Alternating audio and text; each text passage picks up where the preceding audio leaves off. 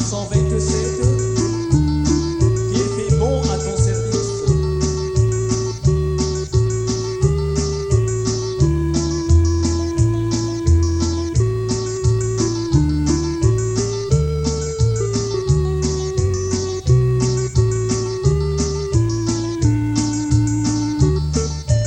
Il fait bon à ton service, Jésus mon sauveur.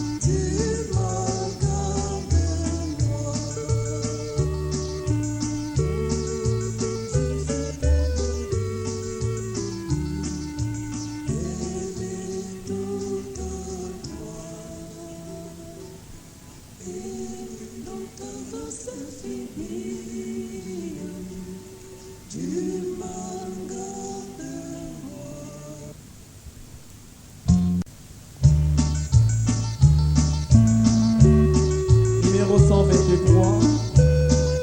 Je connais en qui j'ai cru.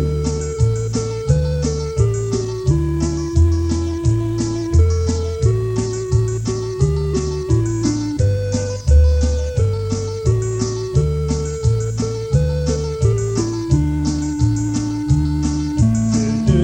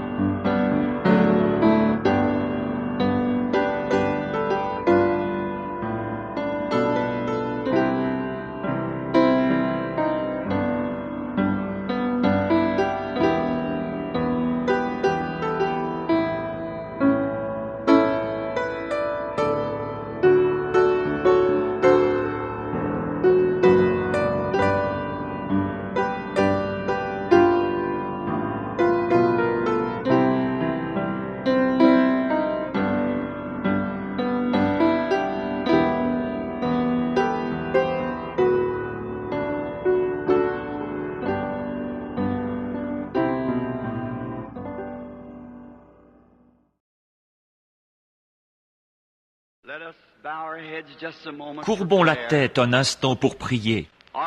Notre bienveillant Père Céleste, nous sommes vraiment privilégiés de nous approcher de toi, notre Dieu et Sauveur, d'entendre ce chant merveilleux que tu es grand. Ça nous remplit d'enthousiasme, car nous savons que tu es grand. Nous prions que ta grandeur nous soit manifestée de nouveau cet après-midi, alors que nous parlerons. Et il m'est échu pour la première fois depuis bien des années d'essayer de faire un retour en arrière sur ma vie passée. Aussi je prie que tu me donnes la force et d'être ce que je dois être, Seigneur, en cette heure. Et puissent toutes les erreurs que j'ai commises au cours de ma vie servir seulement de tremplin pour amener les autres plus près de toi. Accorde-le, Seigneur. Que les pécheurs voient les traces de pas sur les sables du temps et qu'ils soient conduits à toi. Nous demandons ces choses au nom du Seigneur Jésus. Amen. Vous pouvez vous asseoir.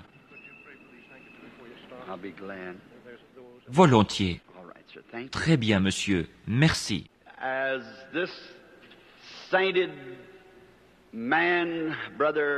Ce saint homme, frère Glover, que je connais depuis maintenant pas mal d'années, j'ai eu le privilège de passer quelques moments avec lui hier soir, et il m'a raconté que il a été alité pendant un petit bout de temps pour prendre du repos. Et maintenant, à 75 ans, il reprend le service du Seigneur. Je suis 2 fois moins fatigué qu'avant d'entendre ça. Je pensais que j'étais fatigué, mais je ne crois pas que je le sois. Il vient de poser des mouchoirs ici pour moi, sous la forme d'enveloppes et tout.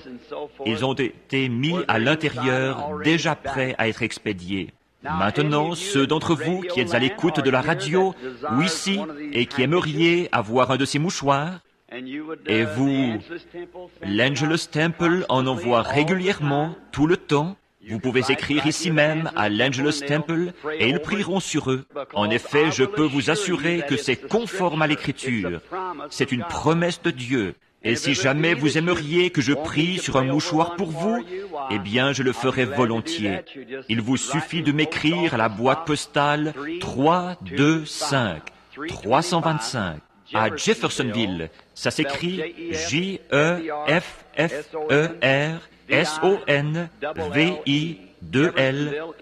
Jeffersonville, Indiana. Ou, si vous ne vous souvenez plus de la boîte postale, écrivez simplement Jeffersonville. C'est une petite ville d'une population d'environ 35 000 habitants. Tout le monde me connaît là-bas.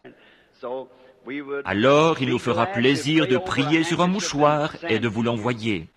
Et bon, nous avons eu beaucoup de succès en faisant cela, parce que vous recevrez en même temps une petite circulaire où il est dit que tout autour du monde, il y a des gens qui prient chaque matin à 9 heures, à midi et à 3 heures.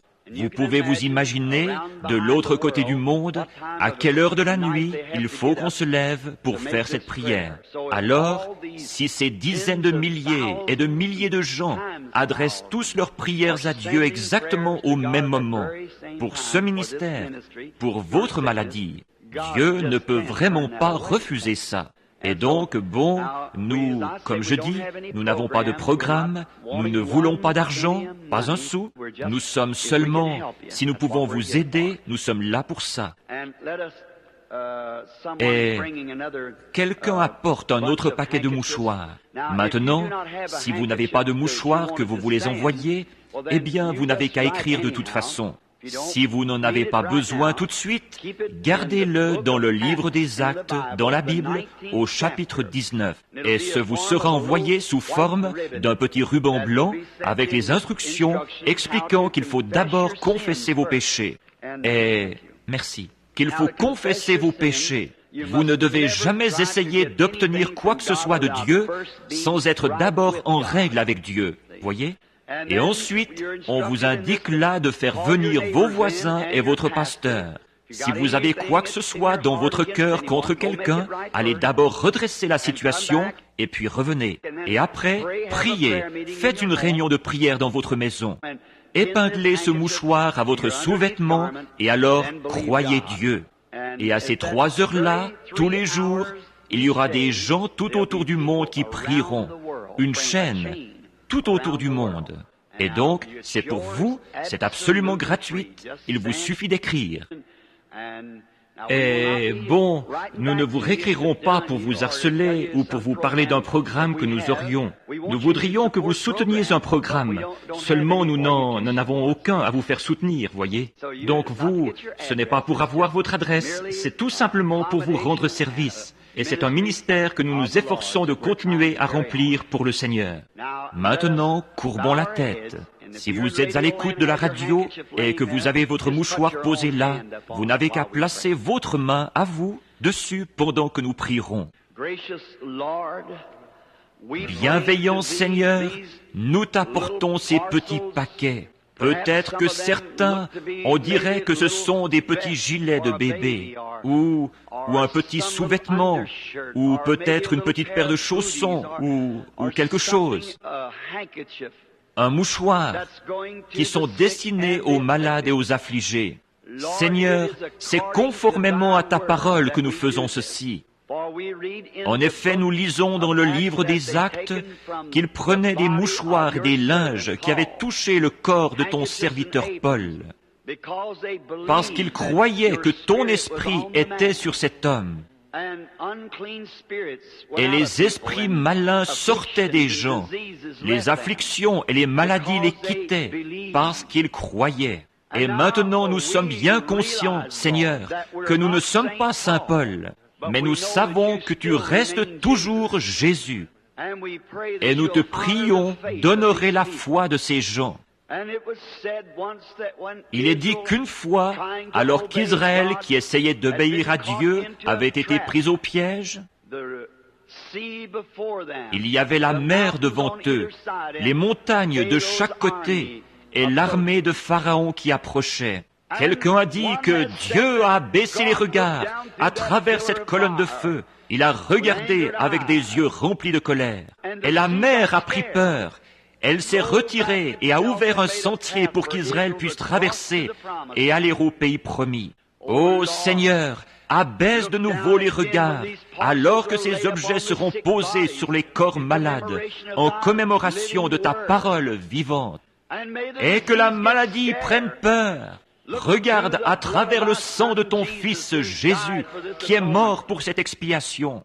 Que l'ennemi prenne peur et qu'il se retire, afin que ces gens puissent entrer dans la promesse. Que par-dessus toute chose, c'est ton désir que nous soyons en bonne santé. Accorde-le, Père, car nous les envoyons avec cette attitude-là dans notre cœur. Et c'est notre objectif. Nous les envoyons au nom de Jésus-Christ. Amen. Merci, frère Glover.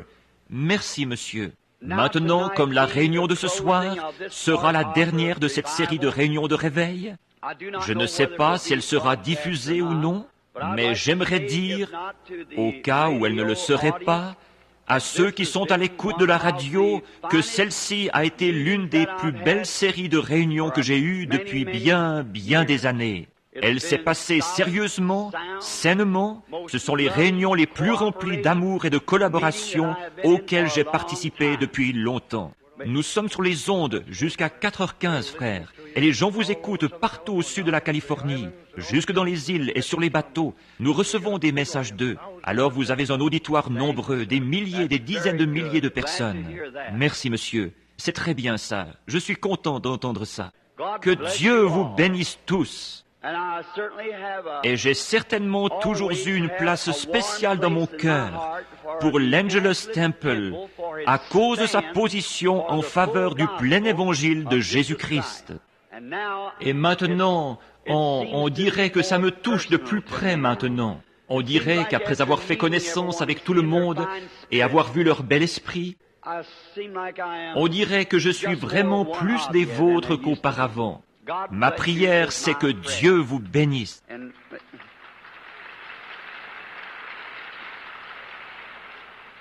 Et merci bien.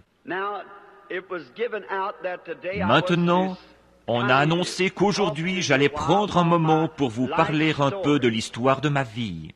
C'est une chose difficile pour moi. Ce sera la première fois que j'essaierai d'aborder ça depuis bien des années. Et je n'aurai pas le temps d'entrer dans les détails, mais seulement d'en aborder une partie. Et là, j'ai fait beaucoup d'erreurs. J'ai fait beaucoup de choses qui n'étaient pas justes.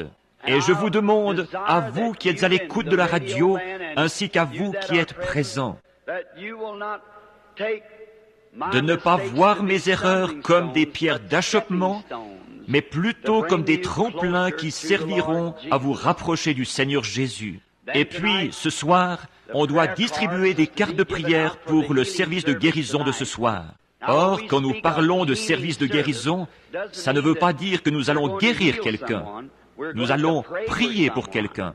C'est Dieu qui guérit. Il a simplement été plein de bienveillance à mon égard en exaucant mes prières. Il y a quelque temps, là, je parlais à l'organisateur des campagnes d'un évangéliste bien connu. Et on lui a demandé comment il se faisait que cet évangéliste ne priait pas pour les malades. Et l'évangéliste a répondu à l'organisateur de mes réunions. Il a dit, si cet évangéliste croit à la guérison divine, mais s'il se mettait à prier pour les malades, ça nuirait à son service, parce qu'il est parrainé par des églises. Beaucoup d'églises, beaucoup d'entre elles, ne croient pas à la guérison divine. Donc j'honore et je respecte cet évangéliste, parce qu'il reste à sa place, à son poste. Peut-être moi je ne pourrai jamais prendre sa place, et je doute qu'il puisse prendre ma place. Nous avons tous notre place dans le royaume de Dieu. Nous sommes tous unis, des dons différents, mais le même esprit. Des manifestations différentes, voilà ce que je voulais dire, mais le même esprit. Et maintenant, ce soir, les services commenceront. Je pense qu'ils ont dit que le concert commencera à 6h30. Et ceux d'entre vous qui sont à l'écoute de la radio, venez donc écouter ça. Ce sera très beau, ça l'est toujours. Et puis, j'aimerais dire que les cartes de prière seront distribuées immédiatement après la réunion. Aussitôt qu'on aura terminé la réunion, si vous êtes ici et que vous voulez avoir une carte de prière, il y a quelques instants, on m'a informé là-bas que soit mon fils ou M. Mercier ou M. Gaude distribueront des cartes de prière. Vous n'aurez qu'à rester assis à votre place. Aussitôt qu'on aura terminé la réunion, restez à votre place pour que les frères puissent descendre dans l'allée et distribuer les cartes de prière aussi rapidement que possible. Que vous soyez au balcon ou à l'étage, n'importe où, en bas, où que vous soyez, vous n'avez qu'à rester assis à votre place et les frères sauront que vous êtes là pour une carte de prière. Et alors, ce soir, nous prierons pour les malades. Et si le Seigneur ne change pas mes pensées, je voudrais prêcher ce soir sur ce sujet. Si tu nous montres le Père, nous serons satisfaits. Maintenant, cet après-midi, j'aimerais simplement, comme introduction à l'histoire de ma vie, lire un texte qui se trouve dans l'Épître aux Hébreux, au chapitre 13. Et commençons ici je dirais vers le verset 12. C'est pour cela que Jésus aussi, afin de sanctifier le peuple par son propre sang, a souffert hors de la porte. Sortons donc pour aller à lui hors du camp en portant son opprobre. Car nous n'avons point ici-bas de cité permanente, mais nous cherchons celle qui est à venir. Maintenant, voilà en quelque sorte notre texte. En effet, voyez-vous, s'il s'agit de l'histoire d'une vie ou de quoi que ce soit qui a trait à un être humain, nous ne glorifions pas ça. Et surtout pas le passé d'un homme, s'il a été aussi sombre que le mien. Mais je me suis dit que si nous lisions l'Écriture, Dieu bénirait l'Écriture. Et ma pensée, c'est que nous n'avons point ici-bas de cité permanente, mais nous cherchons celle qui est à venir. Bon, je sais que vous aimez beaucoup Los Angeles. Avec raison, c'est une grande ville, une ville magnifique. Malgré son smog, et quoi encore, n'empêche que c'est une ville magnifique. Le climat y est agréable. Mais cette ville n'est pas permanente, elle doit avoir une fin. Je me suis trouvé à Rome, où ont été les grands empereurs et les villes qu'ils avaient construites en pensant qu'elles seraient immortelles. Il faut même creuser à une profondeur de 20 pieds pour en trouver les ruines. Je me suis trouvé où les pharaons ont eu leur grand royaume, et il vous faudrait creuser dans le sol pour trouver où les grands pharaons ont régné. Tous, nous aimons penser à notre ville et à notre localité. Mais souvenez-vous, elle ne peut pas subsister. Quand j'étais un petit garçon, j'allais près d'un grand érable. Dans ma région, nous avons beaucoup de bois dur. Et donc, nous avions des érables à sucre. Et ce que nous appelons l'érable dur et l'érable mou. Cet arbre géant, c'était l'arbre le plus magnifique. Et quand je rentrais des champs, d'avoir fait les foins et les moissons, j'aimais aller près de ce gros arbre et m'asseoir dessous et regarder en haut. Je pouvais y voir ses branches puissantes se balancer au vent, son tronc énorme. Et je me disais, tu sais, je crois que cet arbre sera là pendant des centaines et des centaines d'années. Il n'y a pas longtemps, j'ai jeté un coup d'œil à ce vieil arbre. Ce n'est plus qu'une souche, car nous n'avons point ici-bas de cité permanente. Non, rien de ce qu'on peut voir sur cette terre n'est permanent. Ça doit avoir une fin. Tout ce qui est mortel doit céder à l'immortalité. Alors, aussi bien construites que soient nos autoroutes, aussi bonnes que soient nos constructions, tout ça doit disparaître. Car ici-bas, il n'y a rien qui soit permanent. Il n'y a que l'invisible qui est permanent. Je me souviens de la maison où nous habitions. C'était une vieille maison de rondins, aux fentes bouchées avec de la boue. Il se peut que bien des gens ici n'aient jamais vu une maison aux fentes bouchées avec de la boue. Mais les fentes étaient toutes bouchées avec de la boue, et les énormes rondins de cette vieille maison, je pensais que cette maison-là resterait debout pendant des centaines d'années.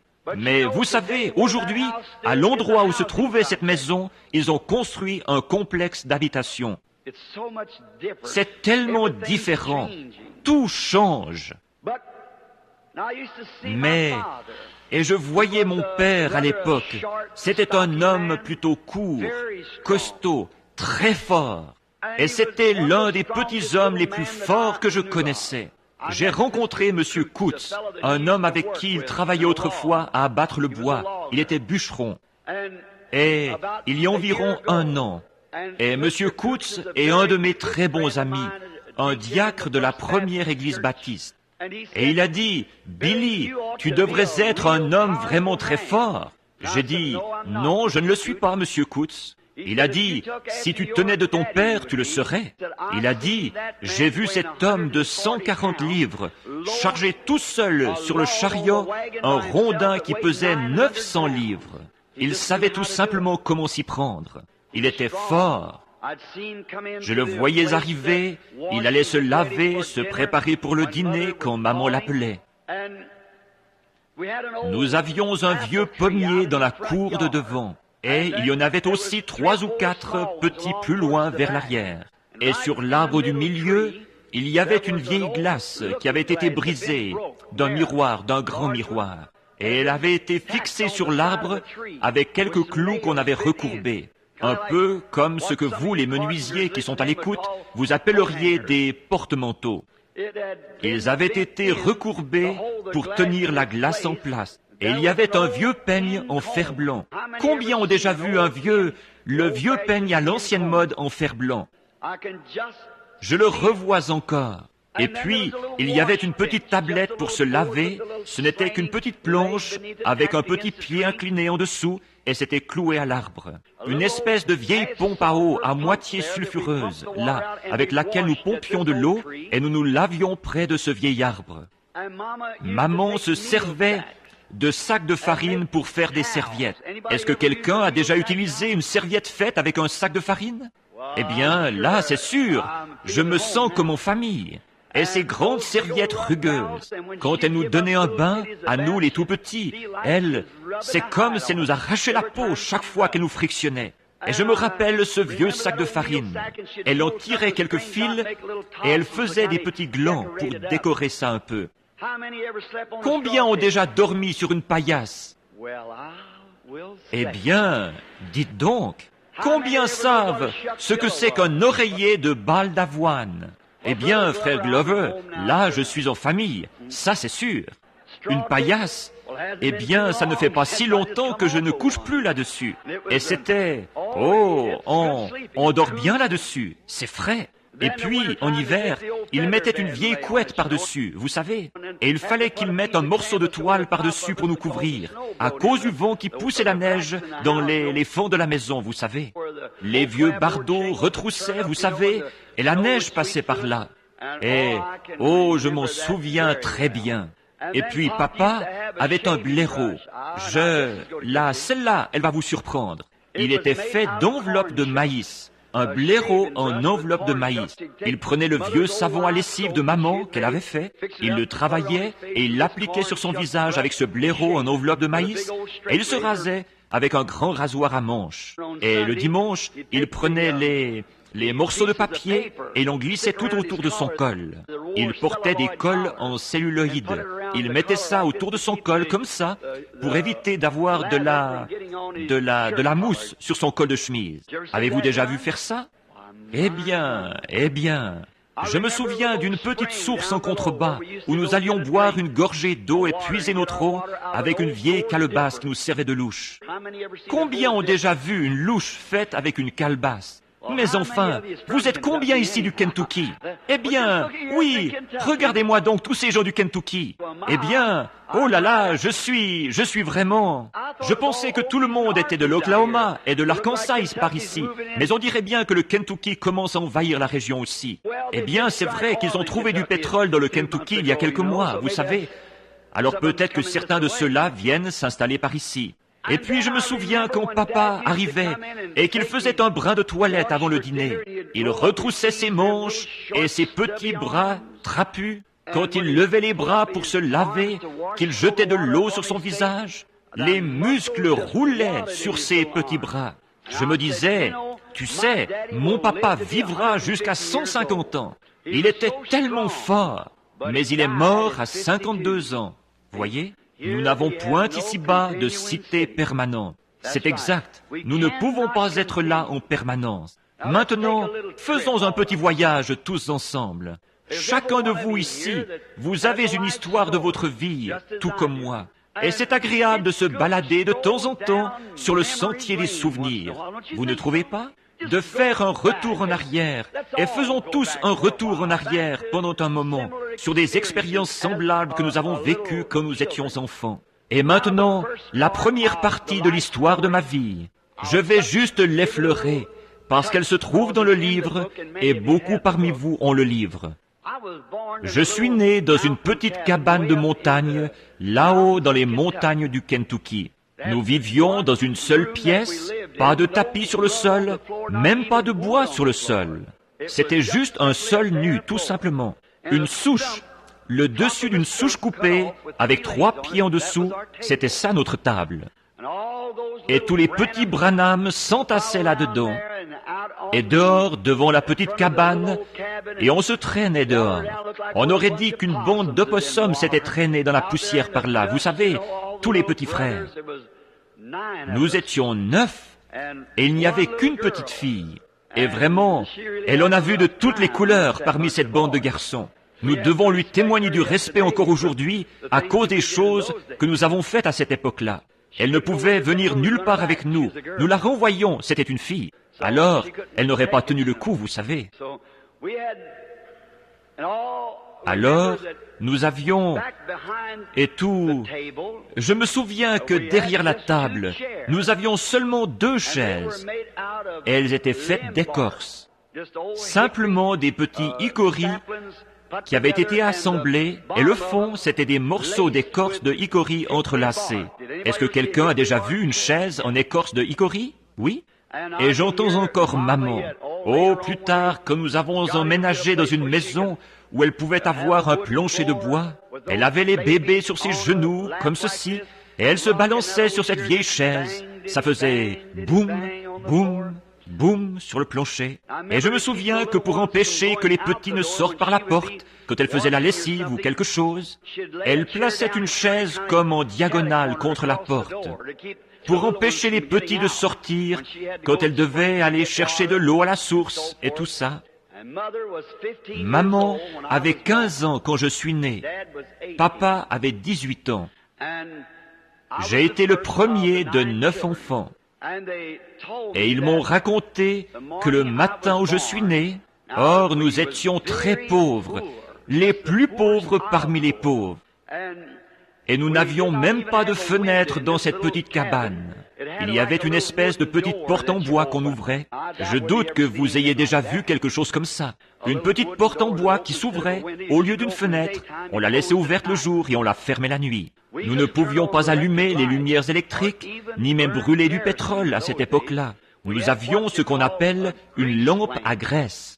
Maintenant, je ne sais pas si vous savez ce que c'est qu'une lampe à graisse. Eh bien, qu'est-ce que vous en... Et est-ce que vous avez déjà fait brûler un nœud de pain?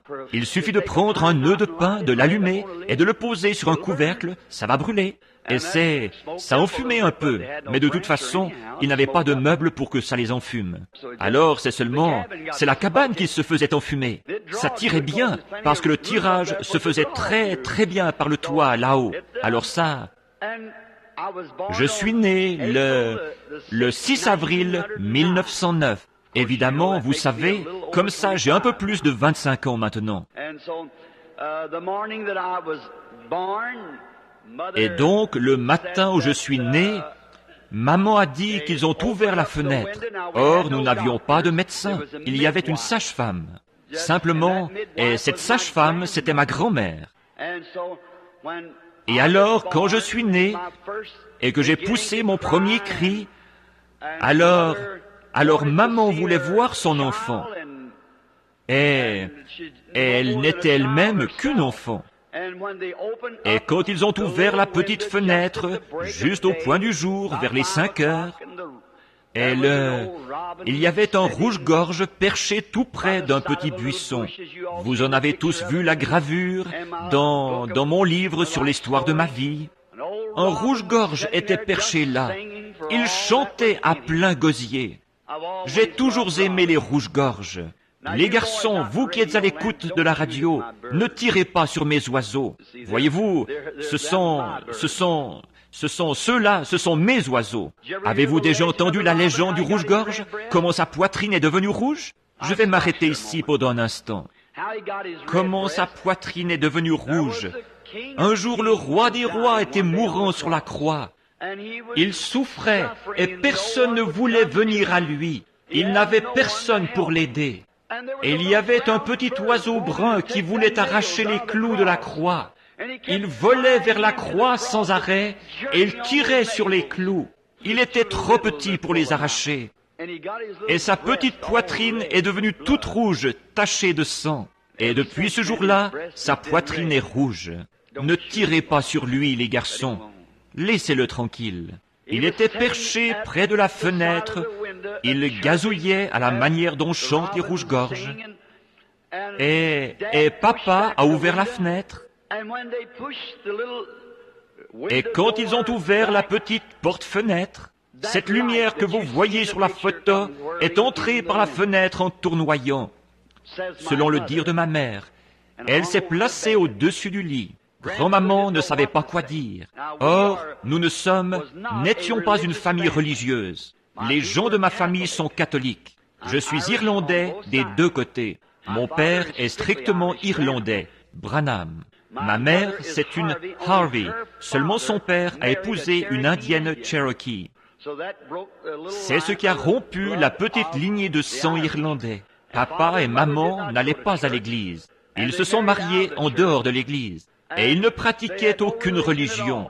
Là-bas, dans les montagnes, il n'y avait même pas d'église catholique. Donc, ils sont arrivés avec les premiers colons. 2 Branham sont arrivés.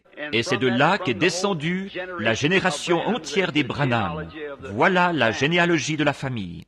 Et donc, elle a ouvert, quand ils ont ouvert cette fenêtre et qu'il y a eu cette lumière dans la pièce, ils ne savaient pas quoi faire. Papa s'était acheté, m'a dit maman, une salopette toute neuve pour cet événement. Il était debout avec ses bras dans le plastron de sa salopette, semblable à celle que portaient les forestiers et les bûcherons à cette époque-là. Et ça les a effrayés. Eh bien, quand j'ai eu une dizaine de jours ou quelque chose comme ça, ils m'ont emmené à une petite église baptiste appelée le Royaume des Opossums. L'église baptiste du Royaume des Opossums. C'est tout un nom, ça. Il y avait un vieux prédicateur itinérant, un prédicateur baptiste à l'ancienne mode, qui passait par là environ une fois tous les 2 mois.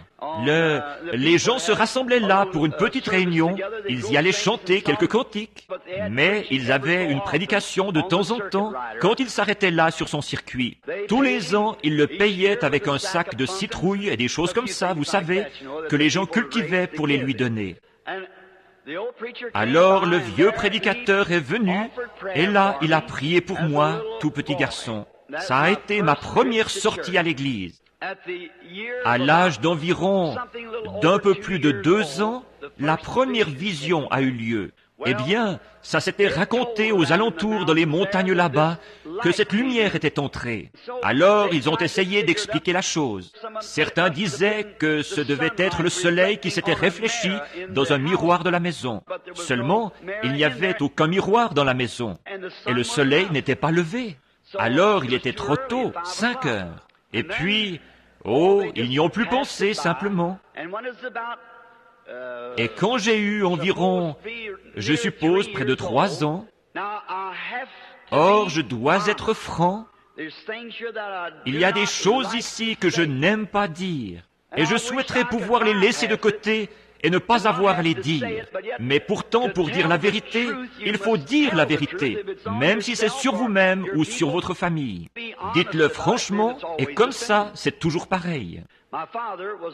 Mon père était loin d'être quelqu'un de religieux. C'était le type même du montagnard qui buvait constamment, tout le temps. Et il s'était mis dans le pétrin au cours d'une bagarre. 2 ou 3 hommes avaient failli se faire tuer. Ils se battaient, ils tiraient des coups de feu, ils se donnaient des coups de couteau à une espèce de fête qu'il y avait eu là-bas dans les montagnes. Et papa avait été l'un des meneurs de cette bagarre. En effet, l'un de ses amis avait été blessé et avait frappé quelqu'un avec une chaise. Et cet homme avait sorti son couteau, et avec ce couteau, il allait transpercer le cœur de l'ami de papa qui était par terre. Alors papa l'a défendu. Et ça a vraiment dû être une bagarre terrible. Parce depuis Burkesville, très loin, à de nombreux milles de là, ils ont fait venir un shérif à cheval aux trousses de papa. Donc l'homme gisait là presque mort. Il y a peut-être quelqu'un de sa parenté à l'écoute. Je vais le nommer. Il s'appelait Will Yarbury. Probablement je pense qu'il y a de ses fils en Californie. Mais c'était une brute, un homme très fort. Il a tué son propre fils avec un barreau de clôture. Alors, il était un homme très fort et très méchant. Donc, il y a eu un grand combat au couteau entre lui et papa. Mon père a failli tuer cet homme. Alors, il a été obligé de prendre la fuite, de quitter le Kentucky, traverser la rivière pour venir dans l'Indiana. À cette époque, un de ses frères vivait à Louisville, dans le Kentucky. Il était sous-directeur des scieries de bois de mosaïque du Kentucky de Louisville. Et donc, papa est allé trouver son frère aîné. Papa était le plus jeune des garçons, de 17 enfants. Donc, il est allé trouver son frère aîné. Et là, il a été absent pendant presque 1 an.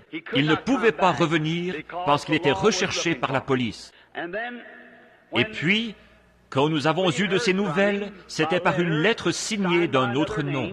Mais ça, il l'avait déjà dit à maman qu'il lui donnerait des nouvelles comme ça.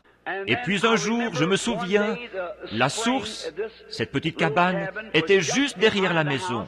Et pendant cette période, après, il y a 11 mois entre moi et mon frère, celui qui me suit. Et il se traînait encore à quatre pattes. J'avais un gros caillou à la main, et je voulais lui montrer avec quelle force je pouvais lancer ce caillou dans la vieille boue. À l'endroit où la source était sortie de la terre et avait rendu le sol boueux. J'ai entendu un oiseau. Il chantait au haut d'un arbre. J'ai regardé en haut dans l'arbre et l'oiseau s'est envolé. Et à ce moment-là, une voix m'a parlé. Bon, je sais que vous pensez que je ne peux pas fouiller dans ma pensée et me souvenir de ça. Mais le Seigneur Dieu qui est juge de la terre et des cieux et de tout ce qui existe sait que je dis la vérité. Quand cet oiseau s'est envolé, une voix est sortie de l'endroit où se trouvait cet oiseau dans l'arbre, semblable à du vent dans un buisson. Et elle a dit, « Tu vivras près d'une ville appelée New Albany. » Et j'ai vécu depuis l'âge de 3 ans jusqu'à maintenant, à moins de 3 milles de New Albany dans l'Indiana. Je suis rentré à la maison et j'en ai parlé à ma mère. Eh bien, elle a pensé que j'avais seulement rêvé ou quelque chose comme ça. Plus tard, nous avons déménagé dans l'Indiana et papa est allé travailler pour un homme, M. Wathen, un homme riche. Il est propriétaire des distilleries Wathen et il détenait un gros paquet d'actions. C'est un multimillionnaire et les colonels de Louisville et au baseball et tout. Donc nous vivions près de là. Et comme papa était un homme pauvre, mais qu'il ne pouvait pas s'empêcher de boire, alors il s'est mis à fabriquer du whisky dans un alambic. Et alors, j'en ai vu de dur à cause de ça, vu que j'étais le plus âgé des enfants. Je devais faire le transport de l'eau à cet alambic pour que les serpentins restent froids pendant qu'il fabriquait le whisky. Après, il s'est mis à en vendre. Alors il s'est procuré 2 ou 3 alambics. Bon, c'est ce bout-là que je n'aime pas raconter. Seulement, c'est la vérité. Et je me souviens qu'un jour, je revenais de la grange. Je me dirigeais vers la maison en pleurant. C'est parce que derrière la maison, il y avait un étang. C'est là qu'il coupait la glace à l'époque. Plusieurs d'entre vous se souviennent du temps où il coupait la glace et la mettait dans la sciure. Eh bien, c'est comme ça que M. Wathen conservait la glace là-bas dans la région. Et papa était son chauffeur privé. Et quand cet étang était rempli de poissons, et quand ils allaient couper la glace, qu'ils la sortaient et la mettaient dans la sciure, ensuite, quand la glace fondait, l'été, à mesure qu'elle devenait liquide, elle était assez propre, je suppose. C'était plus comme de la glace de lac. Alors, ils pouvaient s'en servir, pas pour boire, mais pour garder l'eau froide, la mettre autour de leur seau et leur lait et tout. Un jour, je transportais de l'eau à partir de la pompe là, qui était à une distance d'environ un pâté de maison. Je braillais à qui voulait m'entendre, parce que j'étais rentré de l'école et tous les garçons étaient allés pêcher à l'étang. J'aimais vraiment beaucoup la pêche. Alors, ils avaient tous pu aller à la pêche, tous sauf moi. Et moi, je devais transporter de l'eau pour cet alambic. Évidemment, il ne fallait pas en souffler mot, c'était pendant la prohibition. Et c'était toute une épreuve. Et je me souviens que je m'étais blessé à un orteil et que je marchais avec un épi de maïs attaché sous l'orteil pour le protéger de la poussière. Avez-vous déjà fait ça? Il suffit de mettre un épi de maïs sous l'orteil, comme ceci, et d'enrouler une ficelle autour. Avec ça, votre orteil se dresse, presque comme une tête de tortue, bien relevée. On aurait pu me suivre à la trace partout où j'allais, avec cet épi de maïs sous mon orteil, à l'endroit où je m'étais blessé, vous savez. Je n'avais pas de chaussures à me mettre. Alors, nous ne portions jamais de chaussures, parfois pendant la moitié de l'hiver. Et si nous en portions, c'était seulement ce que nous pouvions ramasser, que quelqu'un nous donnait. Et les vêtements, c'était ce que quelqu'un, une société de bienfaisance nous donnait. Je me suis arrêté sous un arbre et j'étais assis là à brailler. C'était en septembre, parce que je voulais aller à la pêche. Il fallait que je remplisse plusieurs cuves d'eau avec des petits seaux à mélasse, à peu près hauts comme ça, d'un demi-gallon. En effet, je n'étais qu'un petit gars d'environ 7 ans.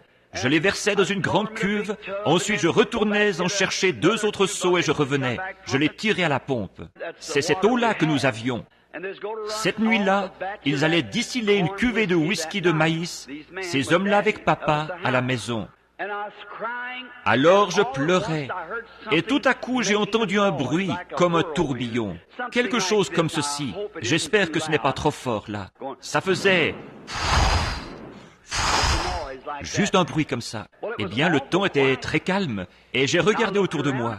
Et savez-vous ce que c'est? Un petit tourbillon. Je crois que vous appelez ça des petits cyclones. En automne, dans le champ de maïs, vous savez, ils ramassent les feuilles et tout.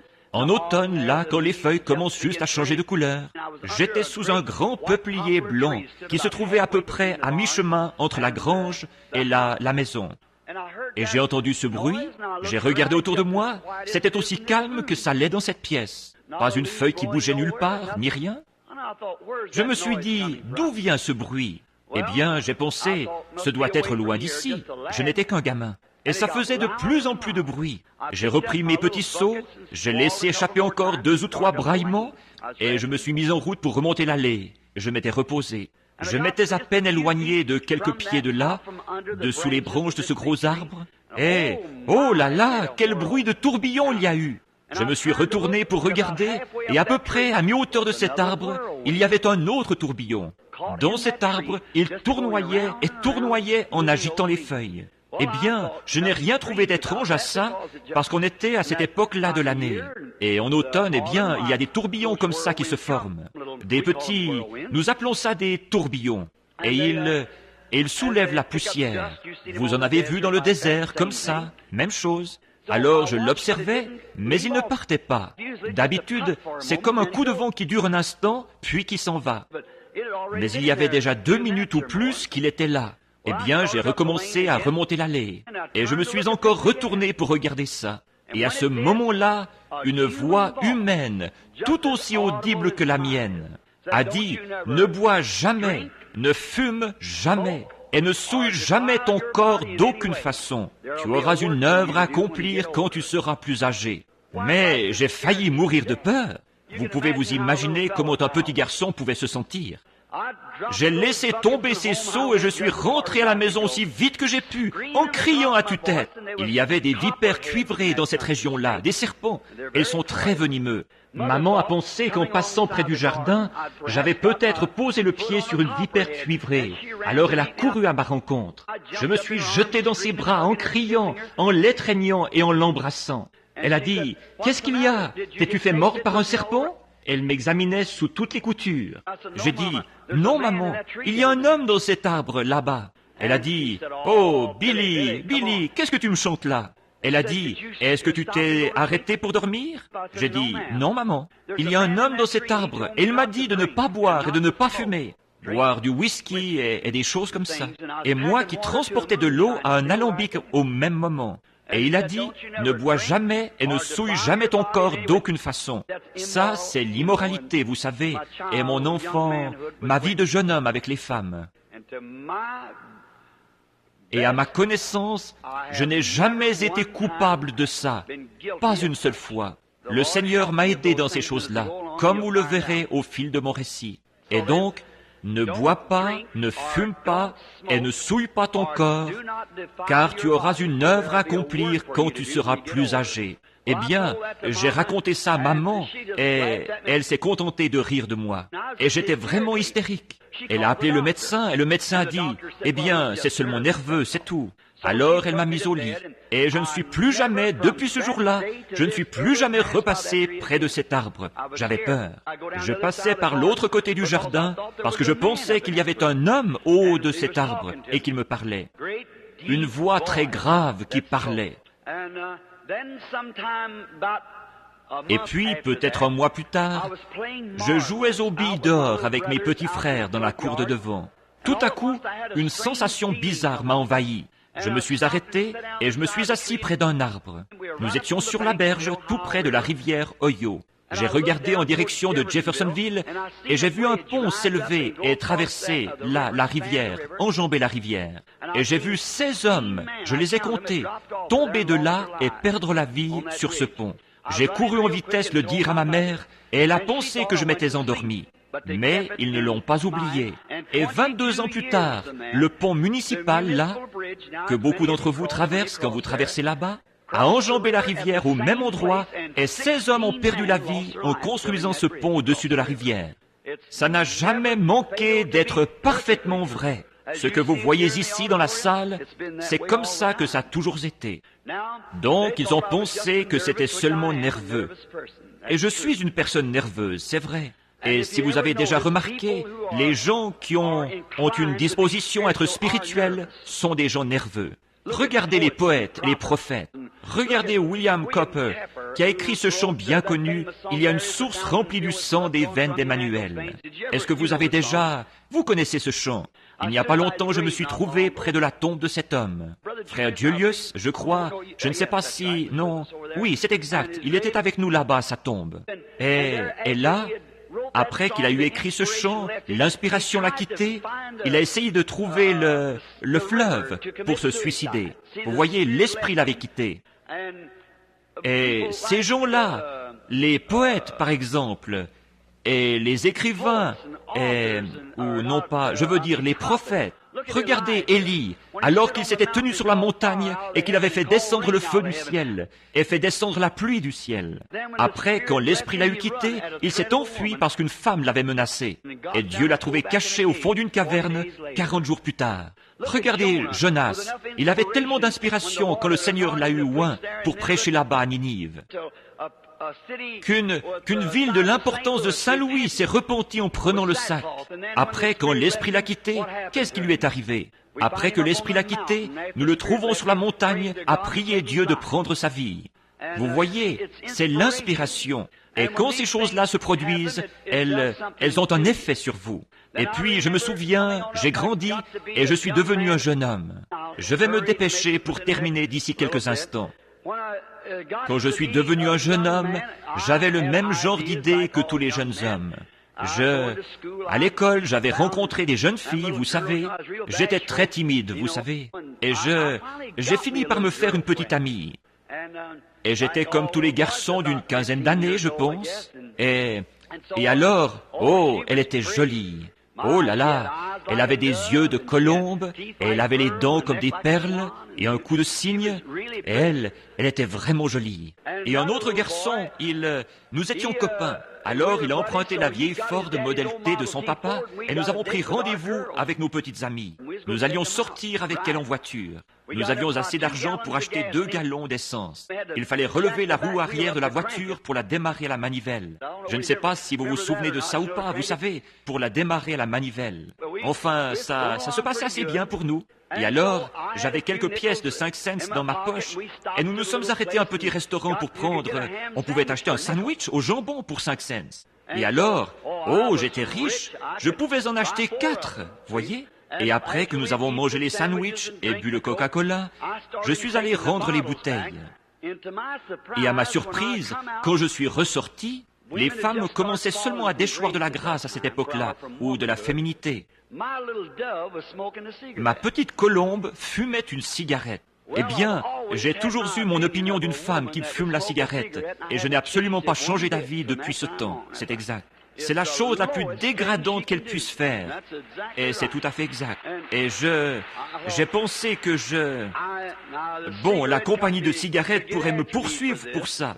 Mais je vous le dis, c'est un coup monté du diable, rien d'autre. Il n'y a rien dans ce pays qui tue et qui sabote plus que ça.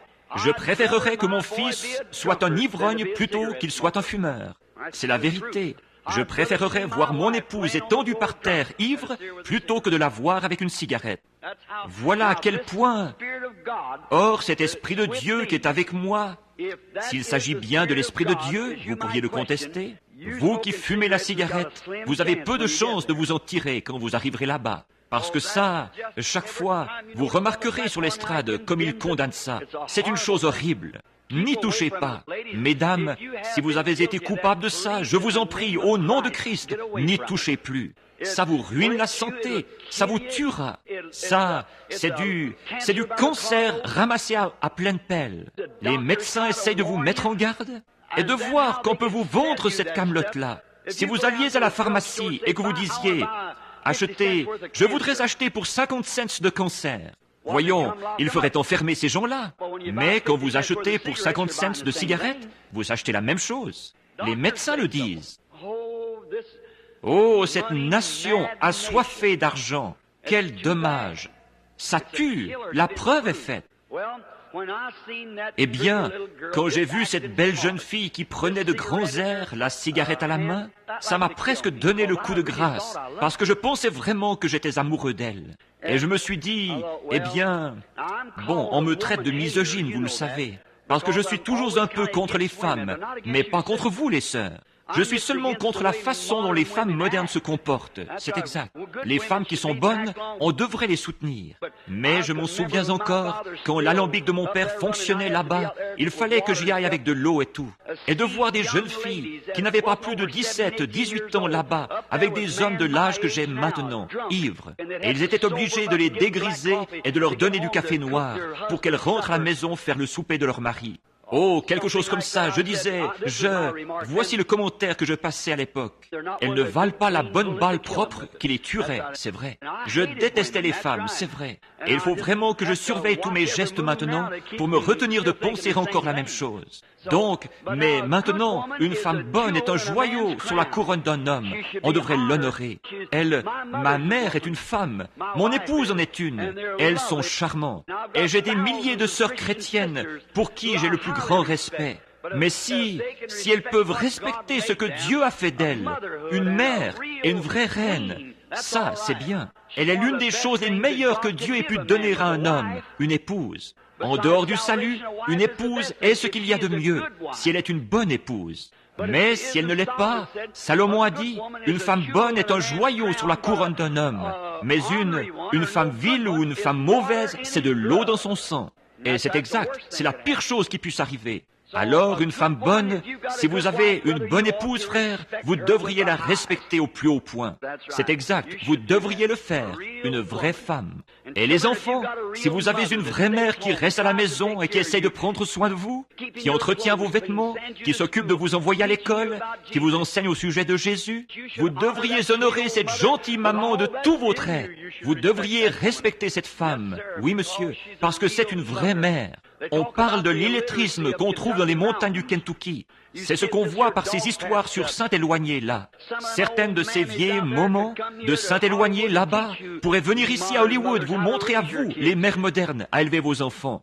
Que son enfant à elle rentre à la maison une nuit, les cheveux tout ébouriffés et les lèvres, ça glisse. Comment vous appelez ça? Cette espèce de maquillage qu'elle se met sur le visage? Et sa robe toute comprimée sur le côté, après avoir passé la nuit dehors, ivre? Frère, elle arracherait une branche au haut d'un hickory. Elle ne sortirait plus jamais. Je vous le dis, elle... Et si vous aviez un peu plus de ça, vous auriez un Hollywood meilleur par ici, et une nation meilleure. C'est exact, c'est vrai. Tâchez donc d'être moderne. Ça, c'est une des ruses du diable. Donc cette jeune fille que je l'ai regardée, ça m'a fendu le cœur, c'est bien simple. Je me suis dit, la pauvre petite. Elle a dit, « Oh, tu veux une cigarette, Billy ?» J'ai dit, « Non, mademoiselle. » J'ai dit, « Je ne fume pas. » Elle a dit, « Bon, tu as dit que tu ne dansais pas. » Il voulait aller à un bal, et moi je ne voulais pas. Donc il disait, « Il y avait un bal là-bas au parc du Sycomore. » Et j'ai dit, « Non, je ne danse pas. » Elle a dit, « Bon, tu ne danses pas, tu ne fumes pas, tu ne bois pas. Qu'est-ce que tu fais pour t'amuser ?» J'ai dit, « Eh bien, j'aime la pêche et j'aime la chasse. » Ça ne l'intéressait pas. Alors elle a dit, « Prends cette cigarette. » J'ai dit, « Non, mademoiselle, merci, je ne fume pas. » Et je me tenais sur l'aile. Il y avait un marchepied sur les vieilles Ford, vous vous souvenez? Et je me tenais sur cette aile. Nous étions assis sur la banquette arrière, elle et moi. Et elle a dit, « Tu veux dire que tu ne vas pas fumer une cigarette ?» Elle a dit, « Nous les filles, on a plus de cran que toi. » J'ai dit, « Non, mademoiselle, je ne crois pas que je veuille faire ça. » Elle a dit, « Eh bien, espèce de grosse poule mouillée. » Oh là là, moi je voulais être le gros méchant Bill, alors je ne voulais certainement rien avoir d'une poule mouillée. Vous voyez, je voulais être boxeur professionnel. C'était ça mon idée de la vie. Alors j'ai dit, « Poule mouillée, poule mouillée. » Je ne pouvais pas supporter ça. Alors j'ai dit, « Donne-moi ça. » J'ai tendu la main, je me disais, « Je vais lui montrer, moi, si je suis une poule mouillée ou non. » J'ai pris cette cigarette et j'allais allumer l'allumette.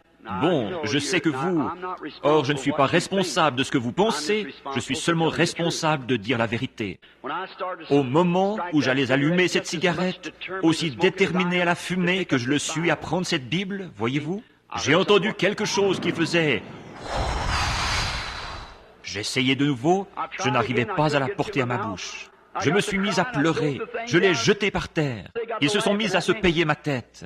Je suis rentré à la maison à pied, à travers champs. Je suis resté assis dehors à pleurer. Et c'était une vie terrible. Je me souviens un jour, papa allait à la rivière avec les garçons. Mon frère et moi, il fallait qu'on parte en bateau et qu'on se promène le long de la rivière à chercher des bouteilles pour mettre le whisky dedans. On était payé 5 cents la douzaine à les ramasser le long de la rivière. Papa était avec moi et il avait une de ces petites bouteilles plates. Je crois qu'elle contenait environ 1/4 de litre. Un arbre avait été renversé par le vent et papa, il y avait cet homme avec lui, Monsieur Dornbush. Il avait un beau bateau et je voulais me faire bien voir de lui parce que je voulais me servir de ce bateau. Celui-là avait un bon gouvernail, alors que le mien n'avait pas de gouvernail du tout. Tout ce que nous avions, c'était des vieilles planches pour pagayer. Et s'il me donnait la permission de me servir de ce bateau, alors il faisait de la soudure et il avait fabriqué les alambics pour papa. Alors ils se sont assis sur cet arbre et papa a sorti de sa poche arrière une petite flasque de whisky. Il la lui a tendue, il en a pris une gorgée, il l'a tendue de nouveau à papa, qui en a pris une gorgée, et l'a posée sur un petit rejeton qui avait poussé sur le côté de l'arbre. Monsieur Dornbush l'a prise, et il a dit, « Tiens, Billy !» J'ai dit, « Non, merci, je ne bois pas. » Il a dit, « Un Branham qui ne boit pas ? Ils sont pratiquement tous morts de mort violente. » Il a dit, « Un Branham qui ne boit pas ?» J'ai dit, « Non, monsieur. » Non, papa a dit, « J'ai élevé une poule mouillée. » Mon père qui me traitait de poule mouillée. J'ai dit, passez-moi cette bouteille. J'ai enlevé le bouchon, bien décidé à boire. Et comme je levais la bouteille, j'ai redonné la bouteille, j'ai pris mes jambes à mon cou et je suis parti à travers champs pleurant. Quelque chose ne voulait pas me laisser le faire. Voyez, je ne pouvais pas dire qu'il y avait quoi que ce soit de bon en moi. Moi, j'étais bien décidé à le faire. Mais c'est Dieu, la grâce étonnante qui m'a empêché de faire ces choses. Moi, je voulais les faire, mais c'est lui qui refusait de me laisser les faire. Plus tard, j'ai trouvé une jeune fille quand j'ai eu environ 22 ans. Elle était absolument charmante. C'était une jeune fille qui allait à l'église, une luthérienne allemande. Son nom était Brambach, B-R-U-M-B-A-C-H. Ça vient du nom Brambach. Et c'était une jeune fille très bien. Elle ne fumait pas, elle ne buvait pas, et elle ne dansait pas, ni rien, une jeune fille très bien. Je suis sorti avec elle pendant quelque temps et à l'âge d'environ 22 ans, là j'avais gagné assez d'argent et je m'étais acheté une vieille Ford. Et nous faisions des sorties ensemble. Et alors, à cette époque, il n'y avait pas d'église luthérienne à proximité. Ils avaient déménagé de Howard Park là-bas. Et alors, il y avait un ministre, celui qui m'a ordonné dans l'église baptiste missionnaire, le docteur Roy Davis. Sir Upshaw, c'est celui-là même qui m'a envoyé frère Upshaw, ou qui lui a parlé de moi, le docteur Roy Davis. Et alors, il prêchait. Son église, c'était la première église baptiste. Ou je ne crois pas que c'était la première église baptiste non plus. C'était l'église ça s'appelait l'église baptiste missionnaire à Jeffersonville. Et il prêchait là-bas à cette époque-là. Et nous allions à l'église le soir. Alors, ensuite, nous revenions. Je n'ai jamais adhéré à l'église, mais j'aimais simplement y aller avec elle. En effet, l'idée principale, c'était d'aller avec elle. Je ferais aussi bien de parler franchement. Donc, d'aller avec elle. Et un jour, elle était d'une bonne famille. Alors j'ai commencé à penser, tu sais, je ne devrais pas prendre le temps de cette jeune fille. Ce n'est pas juste. Parce qu'elle est une fille très bien et moi, je suis pauvre. Mon père avait des problèmes de santé et il n'y avait aucune possibilité que je puisse subvenir aux besoins d'une jeune fille comme elle. J'avais été habitué à vivre dans une belle maison avec des tapis sur le plancher. Je me souviens du premier tapis que j'ai vu. Je ne savais pas ce que c'était. Je le contournais. Je trouvais que je n'avais jamais rien vu d'aussi joli de toute ma vie. Pourquoi mettrait-on quelque chose comme ça sur le plancher? C'était le premier tapis que je voyais. C'était un de ces... Je crois que ça s'appelle des tapis tressés. Je peux me tromper. C'est un peu comme de l'osier ou quelque chose comme ça, entrecroisé. Et on avait posé ça par terre, d'un beau vert et rouge, avec une grande rose au milieu, vous savez, c'était très joli. Et donc, je me souviens que j'avais décidé qu'il me faudrait soit la demander en mariage, ou bien m'en éloigner pour qu'un homme bien l'épouse. Quelqu'un qui serait bon envers elle, qui pourrait subvenir à ses besoins et qui serait gentil avec elle. Moi, je serais gentil avec elle, mais je gagnais seulement 20 cents par heure. Alors, je ne pouvais pas tellement subvenir à ses besoins. Et il y avait toute la famille dont il fallait s'occuper. Et comme papa avait des problèmes de santé, je devais m'occuper.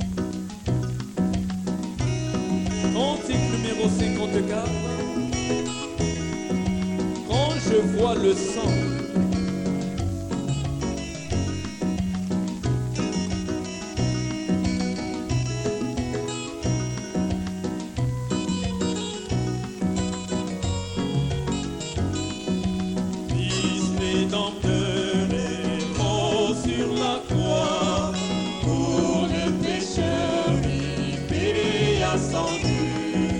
Asperger mon âme avec le sang, et je passerai par-dessus vous.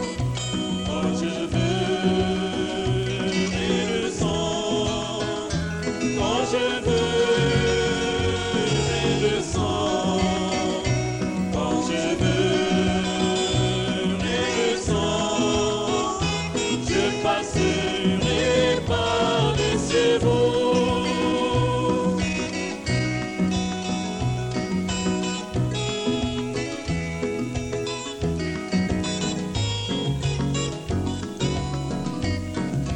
Pauvre pécheur, Jésus sauvera. Il fera tout ce qu'il a promis. Lavez-vous dans la fontaine ouverte, et je passerai par-dessus vous. Quand je verrai le sang, quand je verrai le sang, quand je verrai le sang, je passerai par-dessus vous.